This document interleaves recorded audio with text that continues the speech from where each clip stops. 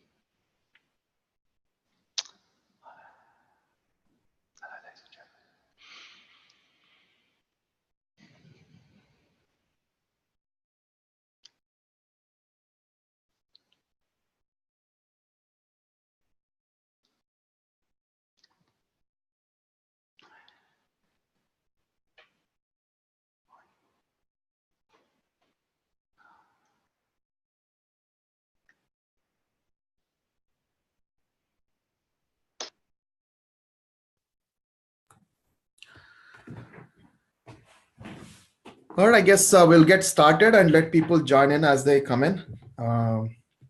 It is pretty late in the night here in US, and on your side of the world, Jim, I think it's pretty early. So let's get started, everyone. Jim, you ready?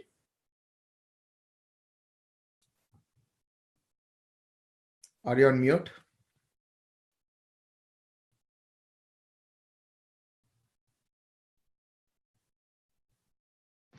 Oh yeah, sorry, my apologies. Hi everyone, and welcome from a very sunny Singapore. I'm very lucky to be out here at the moment. I'm James Price, and I'm going to be telling you why you should be using Visio. Now you're probably saying, or about to say, well, I can quite happily use all of this in PowerPoint, and I've known people that actually do it in Excel. Well, I'm going to show you how you could be 4 times more productive and why Visio gives you the edge. So let's get started. Quick overview about Premier, which is the company I'm from. We're a Microsoft Gold partner for project management. And we tend to do project server, project online implementation, development and training. Interesting, over here in Asia, we tend to be more focused on project online, and over in the UK office, it tends to be more for project server, though I'm sure that will probably change. We also set up PMOs, and we do SharePoint solutions along with training and Visio, which is why I'm here. A little bit about myself, as a little pics of me. The company was asked to do Visio a very, very long time ago. We were the first people in Europe doing Visio 2 for Lehman Brothers. So that just shows you how old I am and how old the product is. And this was way before Microsoft bought Visio. We were also the first people to offer development training globally. And we've also had 4 case studies on the Microsoft website for solutions that we've done with Visio. So I've got a long history, or the company's got a long history with Visio. So let's get started. So a lot of the time, most people will just think that, also just before we get started, quick overview of what Visio is going to be about. And then key things for you as project managers about why I think you're going to need Visio. One is to have a look at Gantt charts. So it might well be that you have people who don't want to use MS Project, but want to be able to have the flexibility of being able to do something with a Gantt chart, something simple and easy that they can pass around. I'm finding now process maps is more important than ever in laying out the whole structure of an implementation. Part of the PMI and Prince2 methodologies are that you need to have an organization map. And also we've got a very simple, quick, easy timeline as well. And I'm just going to finish off by just showing you some Premier timelines, which we've created as an add-in, which interrogates either MS Project or Excel, and we'll either just produce them in Visio, or we'll actually then put them into PowerPoint for a report. So a quick overview about what we've got with Visio. We have standard and professional. So standard is really just day-to-day usage of what, easy, simple drawings. With professional, you get a little bit more fancy. If you have Visio online, it's the equivalent of having professional. It does a lot more, but these are the key templates which I think are useful for day-to-day work. So we can see here we've got mind maps and brainstorming, getting your thoughts and ideas onto paper quickly and easily. We've talked about flowcharts and organizational charts as well, the schedule and the Gantt chart. But you've also got extra things in there. If you want to be able to put in networks or marketing ideas or space planning, you've got all of that available for you to use. And then when you start to move over onto the professional side, key things here which I think are going to be useful is that you can take back-end data and you can link it to those shapes. Now, that's all very clever, but the only problem is it's just text and numbers. So to bring it to life, you have this thing called data graphics. So you can have color by value, so the shape changes, you've got icons, progress bars, and that type of stuff. So as the data changes, the graphics change as well. So you can make some key data decisions on that. And there's a few others. Maybe, possibly, you might be interested in the BPMN business process mapping notation diagram, and we'll have a quick look at that a little later on as well. So that's all very well. Let's get round to actually seeing Visio. So what I've done is I actually just brought up Visio, and the key thing here is that it's just made up of a series of different templates. So we've got the basic drawing one to get started with, but if I now click on categories, we can see here that we've got a business category, engineering, flowcharts, and so on. And you can create your own style of templates as well, which means you can create your own shapes, you can create your own stencils, which is the place where all the shapes are held, and you can have everything just set up for the way that you want. If I just start off here with business, I'm just going to show you quickly brainstorming, just to give you an indication of how clever and useful Visio is. So I'm just going to remove this outline window. If you haven't seen Visio before, it's phenomenally similar to all the other Microsoft products in the fact we've got home, insert, design, and so on all the way across the side. The only slight difference is that over on the left-hand side, you have an area where shapes are kept, which is called your stencil, and you can add to those shapes. You can have as many stencils as you want, and so on. The other thing which is a little bit unusual when you do this for the first time, and that is that if you want to add a shape onto a page, you just click and drag it onto the page. So it seems a little bit unusual, and if you haven't done this before, I would suggest you do this for about 10 or 20 times so you just get into the habit of doing that. And once we've got that shape onto the page, you can now just type in, okay? You can put anything you want in there. Normally, to come out of that, what we would recommend is that you either click away or press the escape key, because if you press the enter key, which is your natural reaction to do with any Microsoft product, all that will do is put in a new line. So I tend to like clicking on the escape key, so that gives me handles on the shape. Now, if I was to treat this like PowerPoint, I would take maybe a topic shape. I would then say take a dynamic connector here, take these ends and link them up. You can just about see that we've got these little gray dots at the end. And what that means is it's glued into place. Because the end lines are in green, they're glued in. So if I now move a shape, the line looks after itself. But as you'll say, you could do this in PowerPoint. So I'm just going to escape now. A quick feature or a useful feature to know about within Visio, and that is with any shape, click on it with your right mouse button. And sometimes, if you're lucky, you get a pop-up. So in this case, it will say add a subtopic. And what I'm going to do is just type in some just general text there. Because the idea, remember here, is when you're doing brainstorming, you want to get your thoughts and ideas onto paper quickly and easily.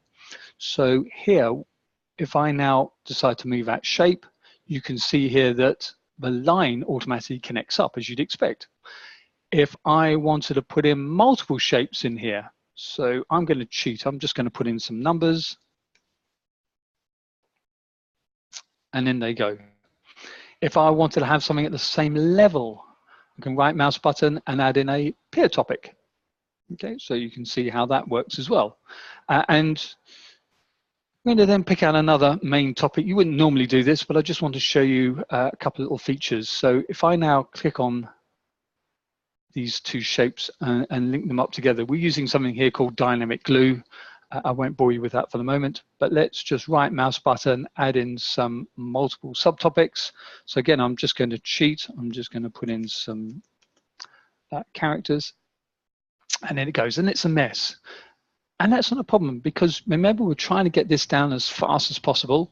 Once you get it all in, then you'll notice that at the top, we have a brainstorming tab. And what I can do to tidy it all up is auto arrange. And look at that, it's now just tidied all of it up quickly and easily. So you can get your information down there as fast as possible in the knowledge that it's all tidied up automatically for you anyway. All right, so that gets us going, and that's a good way that if you try to do this in PowerPoint, that would leave you struggling a little bit. Next up, if I have a look at doing some flowcharts. So here under the categories, I'm now going to move over into flowcharts. We can see here that we've got the basic flowchart, BPMN. We'll look at that a little later on. You can also have cross-functional flowcharts. So if you want to put things into swim lanes, we'll have a quick look at that in just a moment. But let's just kick things off with the basic flowchart. Okay, so I'm just going to choose a standard style and click on Create.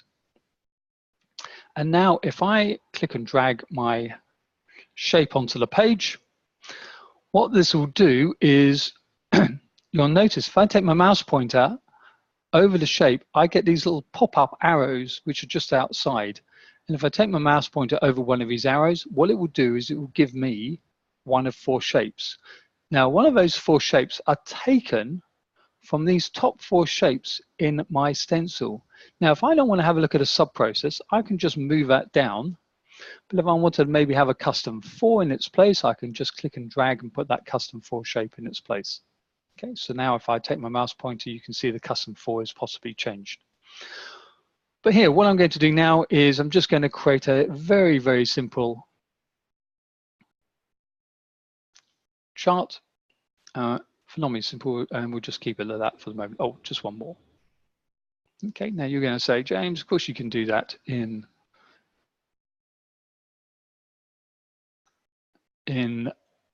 PowerPoint.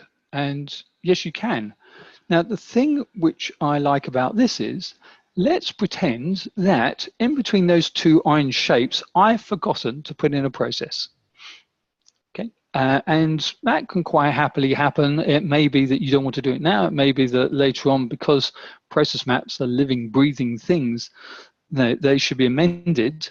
So at any time, if I now click and drag a process shape in between those two orange shapes, you can see the line behind it has got green handles on it, and let go. It adds in that shape and moves everything in alignment accordingly. If I then said, do you know what, I don't want to see this process shape anymore, if I now select and delete it, it will then take the two orange shapes and then link them together.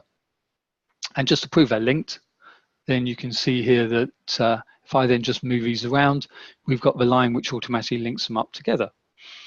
It won't put it back to where it was because Visio takes a view where it might not necessarily be that's where you want it to be. So it just leaves it where it is. One other thing as well, in the old days of Visio, what would happen is when you got to the edge of a page, you would have to then have a drill down to take you onto another page. What happens now, though, is you get to the edge of a page, you get more canvas to play with. So if I take it up a level, you can see that extra pages have come into play. And then here, if I now said, actually, I've got a bit of a mess.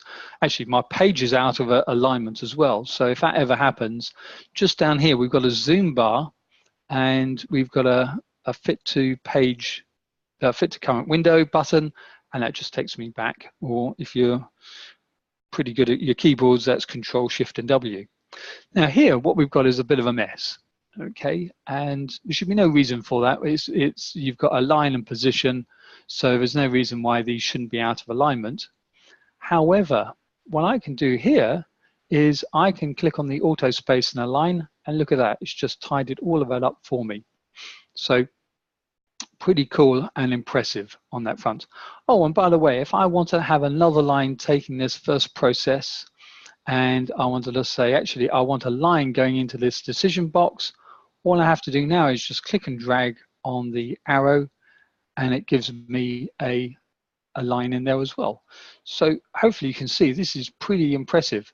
We haven't even touched on the fact that if I've got too many shapes on here, and I want to now take this and group those shapes as one shape, and have them so you can have a drill down and display them in more detail onto another page automatically, that will be for another time. But just in terms of laying out the structure and making things much easier to have a look at, this is great. And also what I tend to do, we'll have a look at some of the other shapes coming up. I tend to do this when for clients, when we're just laying out all the stages and who's got approvals and that type of thing. I find that Visio is brilliant from that point of view in terms of making sure everything's lined up to say, what are the stage gates? Who are the people who authorize that? And what are we going to see at each stage? So it might be just underneath the stage gate, we might have, this is a time when the risks have got to be put in. This is a stage where the issues, this is where the documents have got to be added. This is when the schedule appears and so on. Okay, so that's process maps. Let's have a very quick look at the flow diagrams or swim lanes. And where we go. My apologies, let's just go back there again to home. I'm sorry about that. Chose the wrong button, and I've chosen the wrong button again. Should have gone into categories. Nope. And let's now have a quick look on flowchart and the cross-functional flowcharts. All right. So here, what we've got is our swim lanes. I'm going to then just add in a new swim lane. And here, what you can do is to see there's a yellow or orange band, which says that when I let go, that's when it puts that swim lane in. I've also got my basic flowchart shapes that we saw earlier on. And what I'm going to do here is I'm just going to take this top flowchart and I'm just going to make it a little bit bigger. You'll see why in just a moment. So now if I just take out my process map, and then what we'll do is we'll just put in some 4 shapes. And if you can just indulge me for a moment, what I'm going to do is I'm just going to give these colors so you can see the changes which are going to take place.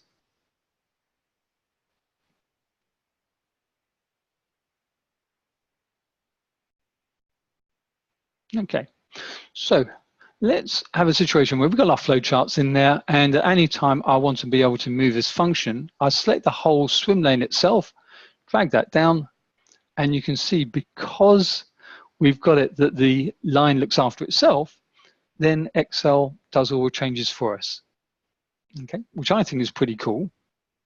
And then on top of that, let's take this function. Let's assume that we want to delete it. I've got it selected. I can then just press the delete key and it will just bring it up from there. And then on top of that, just bear in mind that we've actually got separators in here as well, which I tend to find are quite useful. So at any one particular time you want to say we want to split up a phase or a stage, then that becomes quite useful to be able to add. And you can put in as many separators in there that you want. So hopefully you can see here from now, from this, that instantly this gives you way better performance than PowerPoint. And at any time, all you do is you can just select all these shapes and then copy and paste them into Word, PowerPoint, or any presentation. We'll even have a look at how you can put this into SharePoint as well. Okay, so that is your flow diagrams.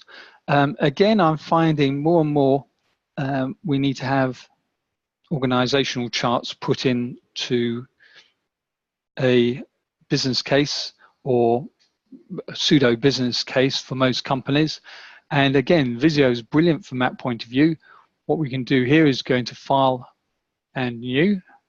And in this case, we're going to find that under Business. And we're going to choose the organizational chart.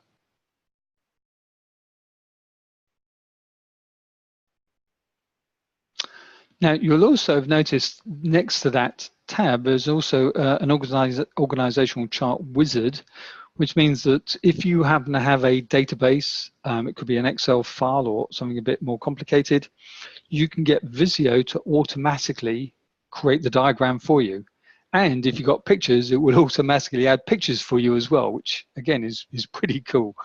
But let's get things started here just by, a lot of the time you probably just want to maybe have about 10, 20, 30 people possibly on your organizational chart for the project. If I now take out the head person in there, we've got the executive person at the top. And let's say in this particular case, we have 3 managers. Now, rather than just having to place them underneath, what I can do is place them on top of the manager, and Visio does all the rest. And if I said under the manager here on the left, so let's just take this person, let's just give them another color. Okay, let's just then say I want to have his position. Now I'm going to put 1 person in there, that's fine. If I wanted to put in 3 others, then what I can do is right mouse button, and that's the wrong thing to do. What I want to do instead, sorry, is to take out my multiple shapes, drop that over the manager, and it will pop up and say, okay, well, what type of shape do you want? How many shapes do you want? So in this case, we want the position shape. We want 3. I'm going to click on OK, and you can see they're all listed down just below. And if I don't like that style of where they've been listed below, what I can do here is up on the org chart, I can click on the layout button and I can say, okay, well, I just want to have these just side by side, or I can have them 2 by 2. I can play around with it that way, or we can just go back to what we had beforehand. So what we're going to do now is just have them listed underneath. Wow, that has gone crazy. Not seen this before. So let's just do layout. Oh, right, okay. Sorry about that. I've never seen this happen to me before, so my apologies. So I'm just going to do good old undo. So sorry about that. That's been a bit of an experience. Anyway, on top of that, if we've got this manager over here on the left-hand side, but we want to move the manager and the subordinates going across, we've got our move button, so we can actually just move that across. And if at any time I've got too many subordinates, what I can do is I can take those subordinates and then synchronize them or copy them onto a new page. So here, what I can do is right mouse button and do what's called create a synchronized copy. So I'm just going to say put it onto a new page, or I could put it into an existing page if I had one, and there it goes across. All right, just come back here again really quickly. Maybe what I want to do is not see these subordinates because I've got them onto a new page. So what I can do is right mouse button, and with those subordinates, I just want to hide them. Well, I've got a little icon just at the bottom right. If I now zoom in, quick way of zooming in, by the way, Control Shift, and what that does, it gives me a magnifying glass. Okay, and if I do my left mouse button, it just zooms in to just under 4,000%. I come out, I can take it all the way out to virtually 1%. Not sure if there's any practical use for that, but there it is. And also, if I want to zoom in on a certain area, Control Shift brings up my magnifying glass, and then I can click and drag to zoom into that area. Now, if you've been using that and then you go to use PowerPoint, that will drive you crazy because you just don't have that level of control, but that's by the by. So we have our name here, and I'm just going to put in a title here, consultant, and we're going to have our name, Anna. And if we want to then be able to say, add in a picture, what we can do here is we can say insert. Oh no, where was it? My apologies. I'm just going to, so change that. I'm just going to put in insert picture, and I'm going to say change the picture. And then here under my documents, Visio, and we'll bring up good old Anna. So that's okay. But what will happen is if I now click on page 2, you can see that Anna's just popped up at the top. And if you don't like these stylish shapes, you can see up here in the org chart, we can just change those around to make them completely different. So you can, in your own time, you can just play around and say which ones work for you. So a quick and easy way of just being able to develop your organizational charts.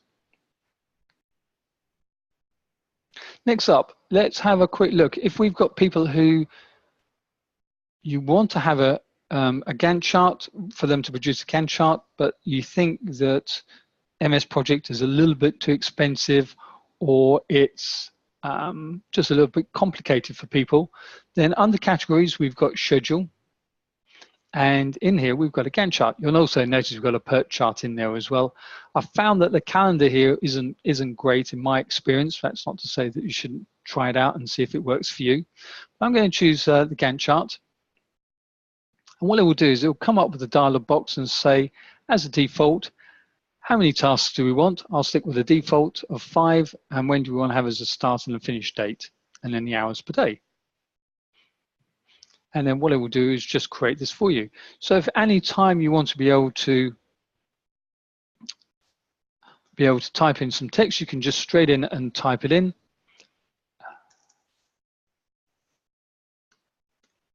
And let's remember, when you've finished, don't press enter, just press the escape key. You'll also notice under the Gantt chart that we've got icons which look very similar into the MS Project Task tab. So here, what I can do is if I want to have the task 2 being outdated or indented, I can just click on the indent button. If I wanted these 2 shapes to be selected and linked together, so hold down the shift key to select both of those shapes, and now I can click on the link button. And so you can see here that we've got a finish to start relationship. It's nothing more clever than that. If I then changed the task date, instead of being 1 day, it's going to be 2 days. Whoops, and I've pressed return. So just press escape key. There you can see what's happened is that it's recognized the weekend and then started the third or task 3 onto the Monday. If at any time I want to put in a milestone, remember milestones are 0 days, that will be easily just dropped in and I can just pop in and put in the date. So if I said I want that for next week, I'm just going to put in 12 divided by 6 using UK time. And there you can see we've got our milestone. On top of that, if I do right mouse button, I can also insert columns. So there's a number of extras I can just put in here, say, for example, like resource names and ID, but I'm going to put in a percentage complete.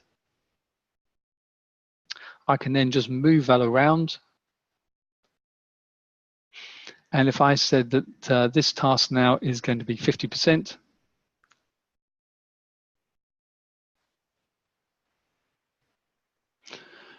if we zoom in here, you'll notice that there's actually a blue bar inside to say how much it's been indented by, so how much work's actually been done. You could also just click on the shape and actually manually change that and move that around to make it bigger or smaller. So you've got that option available to you. So that's a simple Gantt chart. Again, at any time you can just copy and paste that, put it into your Word or your PowerPoint. But that's just a simple way of people just being able to create a Gantt chart quickly and easily, and it's got to be better than anyone trying to do this within Excel. I've also noticed you've got import and export data. Try it out in your own time, but I've never really found that worked for me too well. Far better than just to start off from scratch on here. The other one which I really do like, I find really quite good fun, and that is the timeline tool that we have in here. So if I now just click on create. So if you want to just be able to create a simple little timeline for a client, I'm just going to pick out this cylindrical timeline. It's got some default dates. In this case, it's going from May to November, and then they go. I'm just going to drag this down a little bit. I'm also going to change the dates and make them a bit bigger so that you can see the start and the end date as we're going through this exercise. So if at any time I want to put in a milestone, and you can see here that we've got line milestone, pin milestones, diamonds, and some others down here as well. So if I take a pin, for example, and let's say, for example, I want to be able to put in the fact I'm doing a presentation at the end of June, but I drop this in to the middle of August. It will recognize that I've put it into the middle of August. And now what I can do is I can use the calendar feature and say, I'm going to put this maybe on the 25th. And I'm going to put in the description as just being this is going to be a presentation, a prezzo. And then it goes. I just, let's again make this bigger so you can see this. Because of this yellow handle, yellow handles means that I can just move them around. Or in this case, no, it doesn't. Sorry, I've chosen the pin milestone. I should have chosen a line milestone. So my apologies. Let me just remove that and take out the line milestone instead. And let's put that into the 25th. Sorry about that. In it goes. So now if I take this handle, I can just pick it up and just move it around, and so change where that text is going to be. So watch out for these yellow handles. They're really quite useful from that point of view. I've also got a today marker as well. So if I now drop that into the middle of August, it knows that we've got to bring up today's date is on the 7th, in this case, the 7th of June. What else do we need to put in? You may want to then say that actually I want to expand this out. I want to have just June, but I want to see that in more detail. So what I can do here is I can bring out this thing called the expanded timeline. I can then say the dates I want to use for this are going to be from the start of June to the end of June.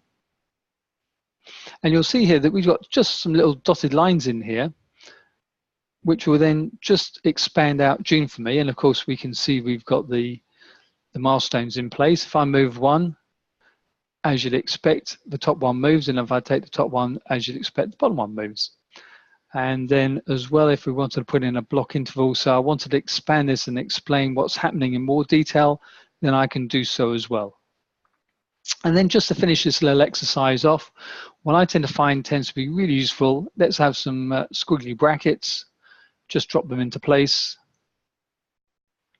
In the interest of time, I won't bother to change the default text, but I'm just moving these yellow handles, and look at that, I've got some information or some grouping of dates which I can explain, and in an instant I can copy and paste this straight into a presentation. So typically from my point of view, if I'm doing a proposal and I just want a high level view quickly and easily, I don't want to get into a granular detail of using MS Project and then the timelines within MS Project, which by the way are fantastic, then I find this is really, really handy to be able to do.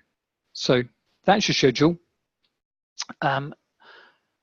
Something which has project managers, you're probably not going to want, but there's a fantastic feature which is possibly worth knowing about. So just bear with me on this. And that is the ability to be able to link data to shapes. So here, what I'm going to do now is bring up a diagram. And it's a BPMN process map. Very simple, very easy to do. You can recognize the swim lanes that we had on there earlier on. There's a tab here called BPMN Basic Shapes. If I want to be able to bring those up, you can see in my stencils, I go into more shapes, and here you can see how they're all grouped together. So if I wanted to have my flowchart, and under the flowchart, we can see here that we've got the BPMN basic shapes in here. But there might be some others that you may want to use for later on. Okay. So if I take a shape, just drop it onto the page, and I've got some options on here which might be useful if you're dealing with BPMN. That is right mouse button, and I can say, okay, do I want to put in a loop? So I can say, okay, we've got right mouse button and the different types of loops. I want to put in a task type, so if I wanted to put in service, you can see it brings up a service icon. If I wanted to change that to being an email, you can see how we've got the emails coming up, and so on. So look out for that. That's really useful. As well, built in is the fact that you've got some shape data. So if I now click on my data tab and I want to bring up something called the shape data window, you can see that I've got these different types of options available. So instead of right mouse buttoning, I can then say I can just click on a down arrow and that will just change that accordingly. So that's fine. And at a later time, if you're interested, you can change this shape data to put in information which is going to be specific to you. So as we'll see in a minute, we can put in the name of the process, who the user is, and some other information in there as well. Okay, so I'm just going to remove that out, but just remember, on any shape, right mouse button, and that's a really useful way to see what are the options available to you. Now, with this, we've actually got some data, and that data in this particular case is from a spreadsheet. So what I can do is I can play around under the data tab. I've got a quick import. And what it will do is to say, okay, well, what type of information do you want? And in this case, we've just got an Excel spreadsheet, but you've got SharePoint lists. And if you choose a custom import, you can choose ODBC or SQL, pretty much any type of database. In this particular case, so what I'm going to do is I'm just going to bring up a simple little spreadsheet. And what it's going to do is it's going to open this up for me. It's going to say, okay, well, select the range that you want for all this information. So I'm just going to take that information, click on OK. And it's going to be pretty clever in putting all of this in there for me. And then on top of that, if I want to then be able to see the data, I've got my external data window, so I can see all of this. And the little link in here means if I make some changes to the spreadsheet, these will automatically be updated onto my shapes. Now at the moment, it's made a bit of a pig's ear in terms of putting down all the shapes that I want. So what I'm going to do is say, well, I don't want anything here for risks, and I don't want to have a count of my jobs. But if I were to select any one of these shapes and click on my shape data window, notice that I've got all the information taken from my database already laid in there. And so the key things I'm going to be interested in here is going to be maybe an icon which says what is the KPI 1 and KPI 2, which will be red, amber, and green. In fact, let me just get rid of this for the moment. And then maybe let's have another one here for the average time, and that will be a progress bar. So from that point of view, I'm going to select all the shapes that I want to have changed. And I'm going to go now into my advanced data graphics. Okay, and I'm going to create a brand new data graphic for these three. And we're going to just choose a new item here. So what it will do is say, okay, well, choose the fields that you want. And then from that, what I can do is to say, well, do I want it in terms of a text call out? Not yet, thank you very much. Maybe a data bar, and we've got speedos and progress bars and star ratings and thermometers. We've also got an icon set, so we can have different flags and different types of red, amber, green. And then finally, you've got a color by value. So it will then say, do you want the color of a shape to change either by value? In this case, it's red, amber, green. It could be by a specific number, or it could be by a range of numbers. But in this case, no, what we'll do is we'll say, let's have an icon set. And obviously, if we're going to say green, this means that it's going to appear. We're going to have yellow when it becomes amber, and we'll also have red when it becomes red. Then we're just going to say, where do you want to have this displayed? So what we'll do is we're going to have this maybe at the top, but maybe outside the shape, but on the right-hand side. In fact, no, I'll tell you what, we'll just have this just in the top on the right. Next up, we need to do pretty much the same sort of thing for the KPI 2. And in this case, we'll have another icon set. But this time, let's maybe choose a flag. And unfortunately, we just need very quickly to do the same thing again.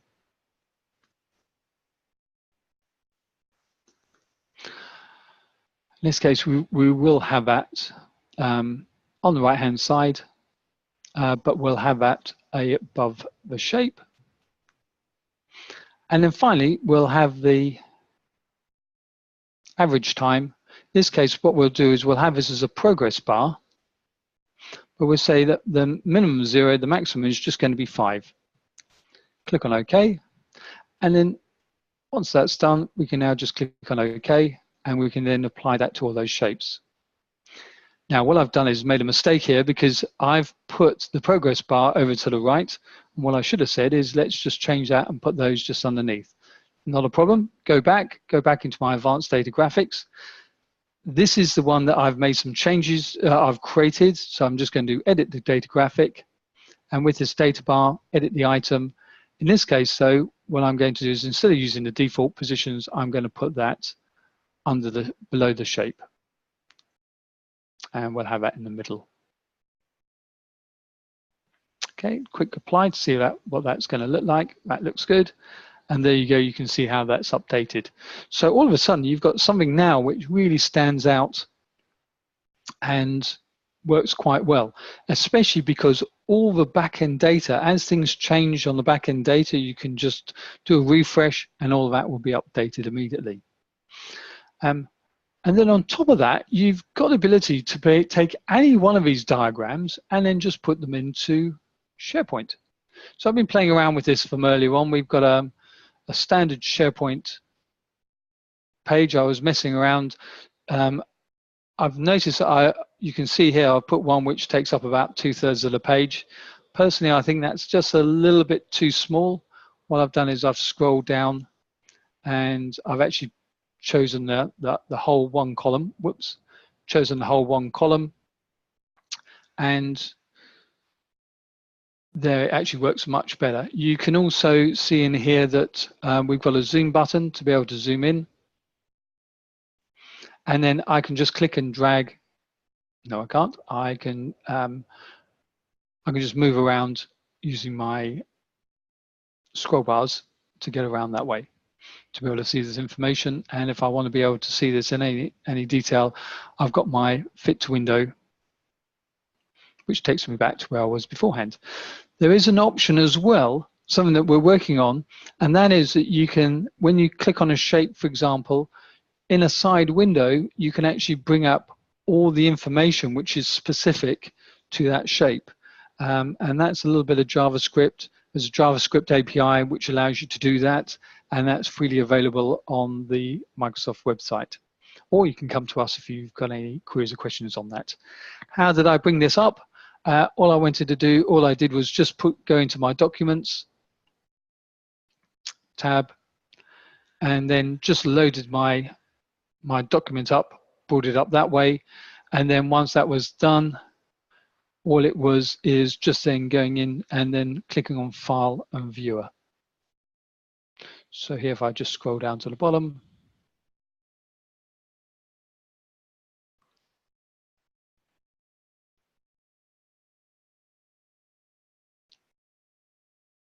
Sorry about this, not sure why it's taking so long. Click on the side here, and then what I can do is when I click on the plus, you can see file viewer, and all that will do is then say, okay, add your document, and it will bring up the document that you've got. So pretty simple stuff from our point of view. And obviously, if you don't know this already, the benefits of putting it into SharePoint are quite massive, because people do not have to have Visio to be able to view the diagram. That said, copy and paste is pretty straightforward. One last thing on here. Let's just go on to the next page here. And that is that we've actually created something called Premier Timelines. So what this allows us to do is be able to take either milestones, or we've got it as well for tasks, and is to take things from Excel, or it might be, excuse me, from MS Project, or it might be from Project Online or Project Server, and then have them displayed inside Visio.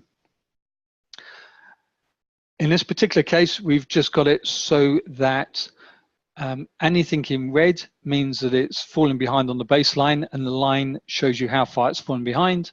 Green means it's on track. The amber says that there's no baseline, and anything in blue here means that it's a completed project. And there in purple in the middle there, you've got today's date. So you can just put in there the start and end date. It will remember for next time, and it will just interrogate the information and drop that in there for you, quite simply and straightforward. On top of that, we've also got it that if you've got information and you want to put it into PowerPoint, which seems to be pretty common these days, then we've got the ability to be able to do that as well. So if you need any further information on that, clients include Savantos, which are the medical arm of Siemens, and Credit Suisse Bank, and Schroders Asset Management. So if you need any help or guidance on that, please give us a call. More than happy to help. And that should be pretty much about it. Thank you very much for listening. And I'm going to see if there's any queries or questions. Please feel free. I don't think at this time of night for most people, there's going to be many people online, but feel free to post any questions that you may have on this.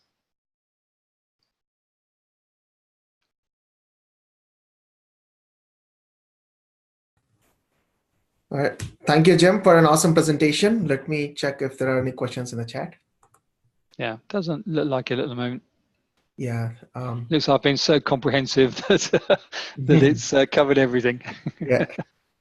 No, seriously, at this time of night, I think most people probably will be snuggled up in bed. Right. I think most people indicated they would watch these sessions on demand. So, yeah. So you'll have a lot of questions after they watch these sessions.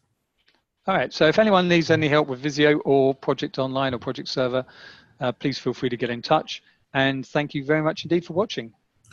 Awesome. Thank you, Jim. Good night. Cheers. Bye.